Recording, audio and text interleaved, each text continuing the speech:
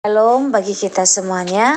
Firman Tuhan untuk kita hari ini dari Matius pasal 22. Perumpamaan tentang perjamuan kawin.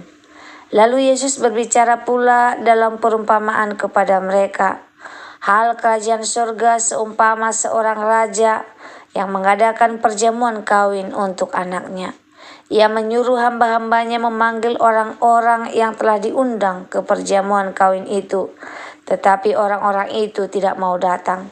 Ia menyuruh pula hamba-hamba lain, pesannya, katakanlah kepada orang-orang yang diundang itu, sesungguhnya hidangan telah kusediakan, lembu-lembu jantan dan ternak peliharaanku telah disembeli, semuanya telah tersedia, datanglah ke perjamuan kawin ini.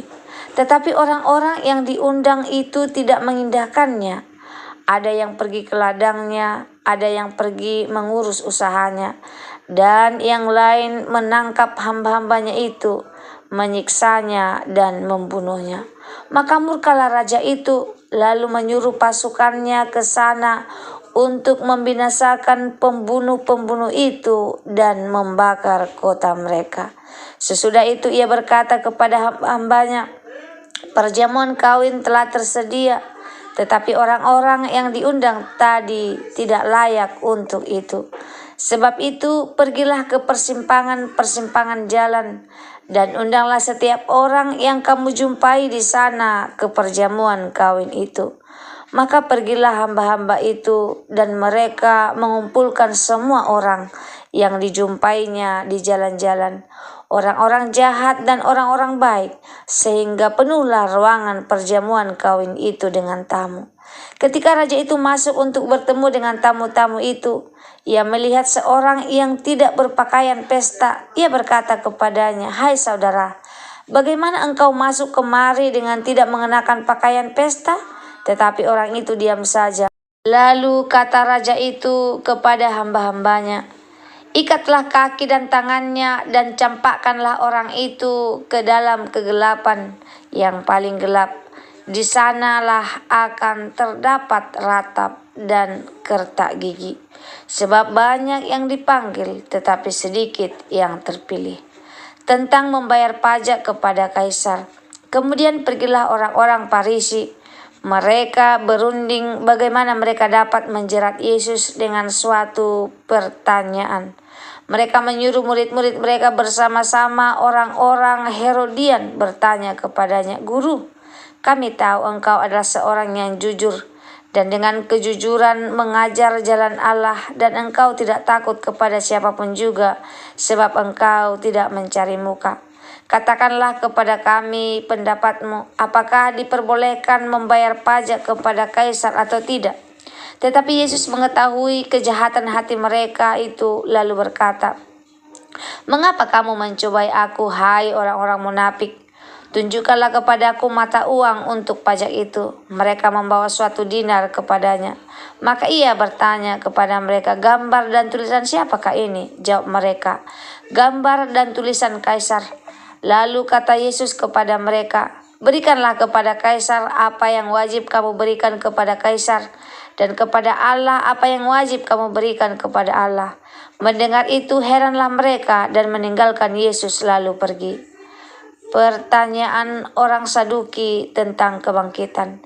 Pada hari itu datanglah kepada Yesus beberapa orang Saduki yang berpendapat bahwa tidak ada kebangkitan.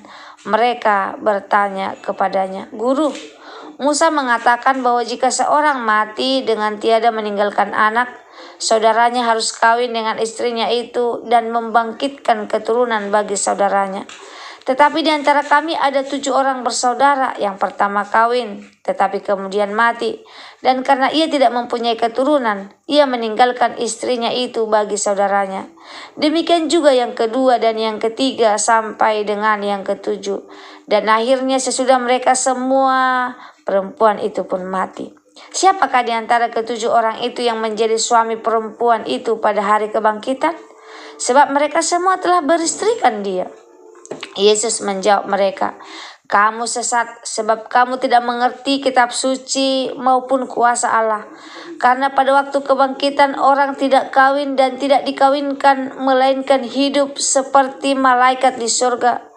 Tetapi tentang kebangkitan orang-orang mati, tidakkah kamu baca apa yang difirmankan Allah ketika ia bersabda, Akulah Allah Abraham, Allah Ishak dan Allah Yakub. Ia bukanlah Allah orang mati, melainkan Allah orang hidup. Orang banyak yang mendengar itu takjub akan pengajarannya.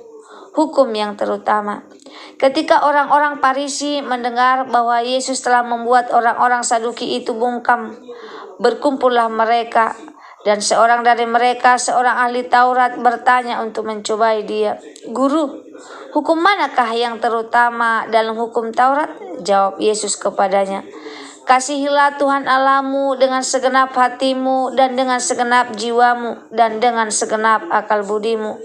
Itulah hukum yang terutama dan yang pertama. Dan hukum yang kedua yang sama dengan itu ialah kasihilah sesamamu manusia seperti dirimu sendiri. Pada kedua hukum inilah tergantung seluruh hukum Taurat dan kitab para nabi. Hubungan antara Yesus dan Daud. Ketika orang-orang Farisi sedang berkumpul, Yesus bertanya kepada mereka, katanya, Apakah pendapatmu tentang Mesias? Anak siapakah dia? Kata mereka kepadanya, anak Daud. Katanya kepada mereka, jika demikian, bagaimanakah Daud oleh pimpinan roh dapat menyebut dia tuannya ketika ia berkata, Tuhan telah berfirman kepada Tuanku, duduklah di sebelah kananku sampai musuh-musuhmu kutaruh di bawah kakimu. Jadi jika Daud menyebut dia tuannya, bagaimana mungkin ia anaknya pula? Tidak ada seorang pun yang dapat menjawabnya.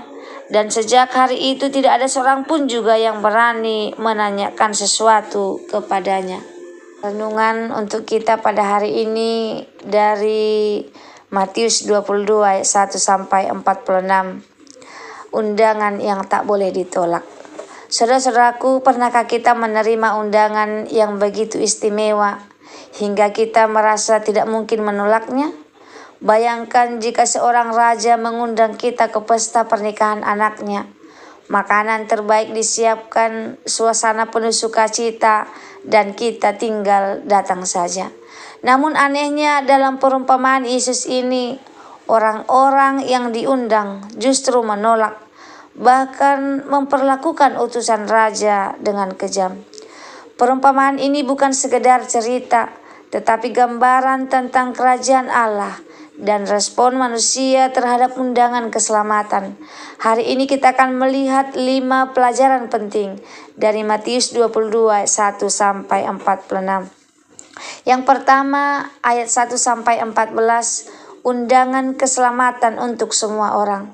Raja dalam perumpamaan ini adalah Allah Bapa. Pesta pernikahan adalah gambaran sukacita kekekalan, dan mempelai laki-laki adalah Yesus Kristus. Undangan pertama diberikan kepada bangsa Israel, umat pilihan Allah, namun banyak yang menolak. Undangan kedua dibuka untuk semua orang, baik yang tidak baik maupun jahat di mata manusia. Ini melambangkan panggilan Injil kepada segala bangsa. Pesannya, keselamatan adalah undangan universal, tetapi tidak semua orang akan merespon dengan benar. Sebab banyak yang terpanggil, tetapi sedikit yang dipilih. Yang kedua, pakaian pesta hidup dalam kebenaran Kristus ayat 11-13. Ketika raja menemukan tamu tanpa pakaian pesta, ia dihukum. Ini melambangkan orang yang ingin masuk surga tanpa pertobatan dan tanpa mengenakan kebenaran Kristus. Pakaian pesta kebenaran yang diberikan oleh Kristus, Yesaya 61 ayat 10. Tidak cukup hadir di gereja atau mengaku Kristen, kita harus mengalami lahir baru. Pesannya untuk kita, Tuhan memanggil kita bukan hanya untuk hadir, tetapi untuk diubahkan. Yang ketiga, taat kepada Allah dan perintahnya, ayat 15-22. Yesus menjawab jebakan Farisi dan Herodian dengan bijak. Berikan kepada Kaisar apa yang wajib kamu berikan kepada Kaisar, dan beri kepada Allah apa yang wajib kamu berikan kepada Allah. Kita dipanggil menjadi warga negara yang taat hukum, namun kesetiaan utama tetap kepada Tuhan. Jangan membiarkan urusan politik mengalihkan kita dari ketaatan kepada Allah. Yang keempat, kepastian kebangkitan.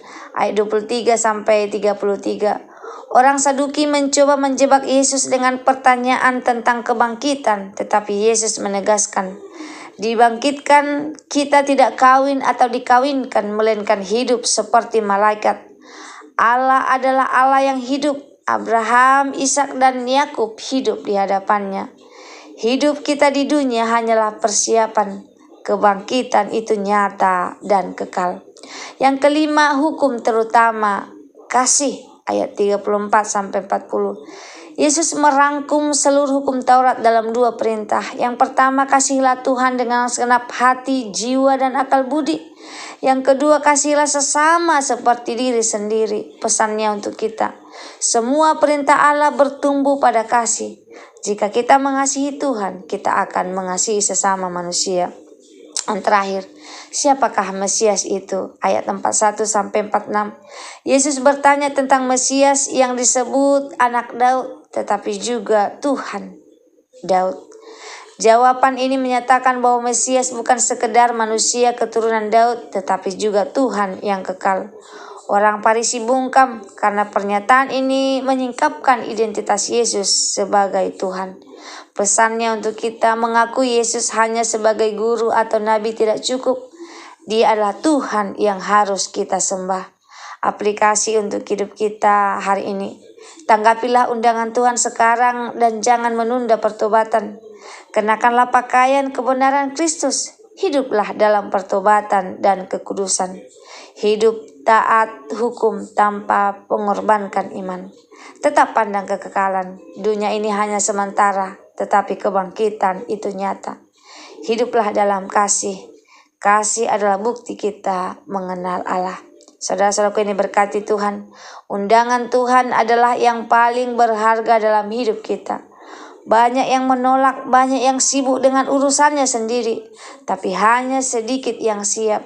Jangan sampai kita menjadi seperti tamu yang hadir tanpa pakaian pesta. Terimalah Kristus, kenakanlah kebenarannya, dan hiduplah setia sampai akhir zaman. Terima kasih, Tuhan Yesus memberkati. Shalom.